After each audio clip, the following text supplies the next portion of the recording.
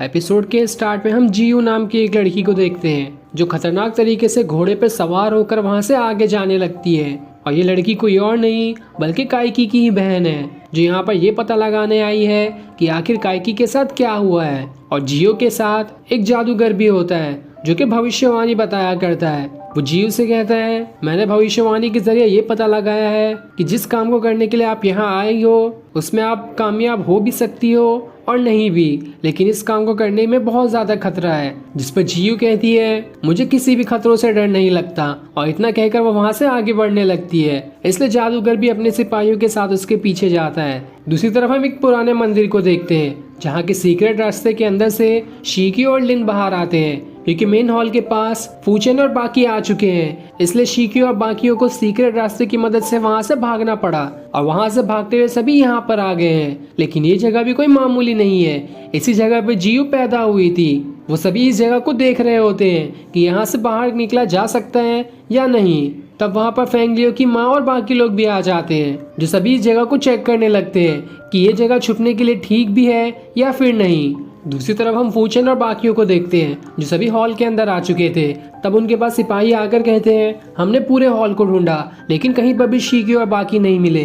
तब वोका कहता है, इस हॉल के अंदर जरूर कुछ सीक्रेट रास्ते हैं, उसी रास्ते की वजह से सभी यहाँ से भाग गए हैं। मूरोंग कहता है, अगर ऐसा है तो मैं उस सीक्रेट रास्ते को ढूंढने जाता हूँ। लेकिन फूचन उससे कहता है, सीक्रेट रास्ते को ढूंढना इतना आसान काम नहीं है। ये हॉल जितना आसान दिखता है वैसा बिल्कुल नहीं है। तुम्हें यहाँ से सीक्रेट रास्ता ढूंढते ढूंढते तो जमाना निकल जाएगा, इसलिए हमें साथ में रहना चाहिए। हम साथ में मिलके ही उन्हें ढूंढेंगे। और इतना कहने के बाद सभी वहाँ से चले जाते हैं। लेकिन उनकी ये सारी बातें दूर खड़े होकर हान और यीजुई सुन लेते हैं। दूसरी तरफ हम जियो को देखते हैं जो उसी मंदिर के पास आ गई होती है जहाँ वो पैदा हुई थी। तभी उसके सामने सांप आने लगते हैं और एक सांप तो उसके हाथ पे ही चढ़ जाता है। लेकिन जियो उससे डरती नहीं बल्कि उस सांप का दांत निकालकर अपने पास ही रख लेती है और फिर उस सांप को वहां से फेंक देती है।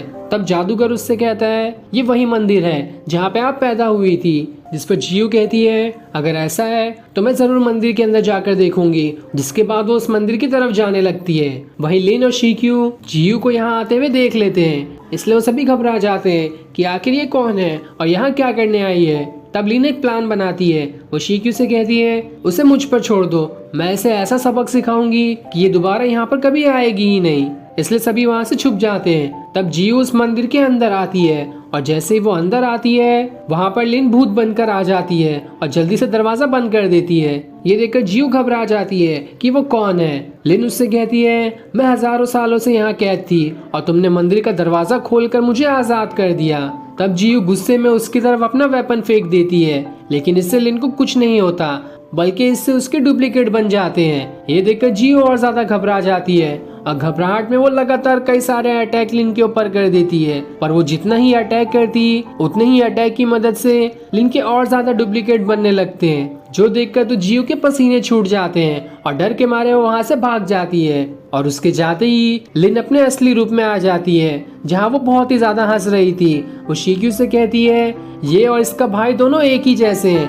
दोनों आते तो घोस्ट कैपिटल से हैं, लेकिन घोस्ट से बहुत ज्यादा डरते हैं। तभी उन्हें जियो की आवाज सुनाई देती है जो उस मंदिर के बाहर अपने पूरे सिपाहियों के साथ आ चुकी थी। तब शिक्यू बाकियों से कहता है, आप सभी यहाँ से चले जाओ, तब तक हम जियो और उसके सिपाहियों को संभालते हैं। जिस पर लिन भी कहती है, मैं भी शिक्यू के साथ रुकूंगी और आप सभी यहाँ से चले जाओ। तब फेंगलियो की माँ कहती है, ठीक है, अगर तुम्हें कुछ खतरा लगे तुम इस फाइट को छोड़कर जल्दी हमारे पास आ जाना। तुम्हें इनसे ज्यादा लड़ने की कोई जरूरत नहीं है क्योंकि हमारे पास और भी कई सारे काम है। जिस पर शिक्यू और लिन हाँ में जवाब देते हैं और फिर फेंगलियो की माँ और बाकी वहाँ से चले जाते हैं। इधर जियो अपने सिपाहियों के साथ लड़ने के लिए तैयार होती है। तब जादूगर जियो से कहता है, मुझे नहीं लगता कि अंदर कोई भी भूत होगा और ये डुप्लीकेट बनाने की पावर्स सिर्फ इंक फैमिली से है। जरूर कोई इंक फैमिली का अंदर होगा जिसने तुम्हें बेवकूफ बना दिया है। तभी अंदर से शिक्यू और लिन बाहर आते हैं, जिसे देखकर जियो डर जाती है और ये देखकर लिन हंसने लगती है। जिसके बाद वो जादूगर से कहती है, तुम्हें तो मेरे बारे में बहुत सारी चीजें मालूम है। तुमने बिल्कुल सही कहा कि मैं इंक टाउन से आती हूँ। ये स्किल मुझे मेरे फैमिली से ही मिली है और अगर तुम्हें मेरी और भी ज्यादा स्किल्स देखनी है तो यहाँ पर रुके रहो। और मेरे पास खाली यही स्किल नहीं और भी काफी सारी स्किल है और अगर तुम लोग यहाँ से भागे नहीं तो मैं सारी स्किल्स का तुम पर इस्तेमाल करके तुम्हें भगा दूंगी यहाँ से। जिस पर वो जादूगर कहता है, तुम हमारे सिपाहियों की तादाद देख रही हो, तुम्हें तो एक चुटकियों में खत्म कर देंगे। तब शीक्यू सामने आते हुए कहता है, तुम लोगों को तो लड़ने का बहुत ही ज्यादा शौक लग रहा है, तो अब मैं तुम्हें दिखाता हूँ कि मैं क्या कर सकता हूँ। जिसके बाद वो अपनी पावर्स को एक्टिवेट करते हुए अपनी स्वॉर्ड से उस जादूगर पे अटैक करने जाता है, जहाँ जादूगर भी उससे लड़ने लगता है और फिर देखते ही देखते दोनों के बीच फाइट शुरू हो जाती है। तब जियो अपने वेपन की मदद से शीक्यू पर अटैक करने जाती है, लेकिन लिन उसके वेपन को रोक लेती है और फिर देखते ही देखते चारों के बीच घमासान लड़ाई शुरू हो जाती है, जहाँ सभी एक दूसरे के ऊपर लगातार अटैक किए जा रहे होते हैं। इधर शीक्यू और उस जादूगर की लड़ाई में शीक्यू अपनी स्वॉर्ड की मदद से उस जादूगर की लकड़ी को तोड़ देता है और उस लकड़ी में बने एक स्कल के ऊपर अपनी स्वॉर्ड घुसा देता है। लेकिन जैसे ही स्वॉर्ड उसके अंदर घुसती है, उस स्कल के अंदर से जहरीली गैस बाहर निकलने लग जाती है, इसलिए लिन जल्दी से शीक्यू के पास आकर उसे संभालती है। तब जियो अपने सिपाहियों से कहकर शीक्यू और लिन को पकड़ लेती है।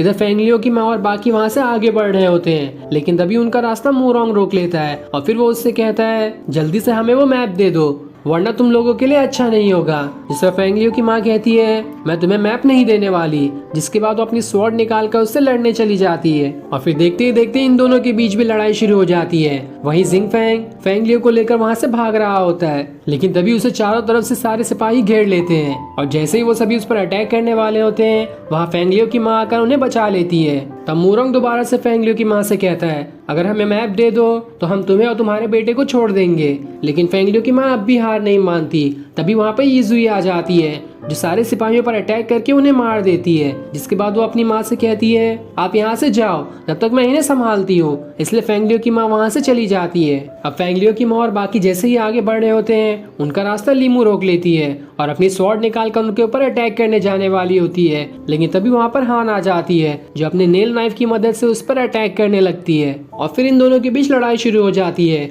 जहाँ हान फेंगलियो की माँ से कहती है, आप यहाँ से जाओ, तब तक मैं इसे संभालती हूँ। इसलिए फेंगलियो की माँ वहाँ से आगे बढ़ने लगती है, लेकिन इस बार भी वो आसानी से नहीं भाग पाते और उनके सामने सिपाही आकर उन्हें घेर लेते हैं। तभी पीछे से फूचन आ जाता है, जो जोरदार अटैक फेंगलियो की माँ पर करने ही वाला होता है, लेकिन वो अटैक करता इससे पहले ये एपिसोड यहीं एंड हो जाता है। Thanks for watching.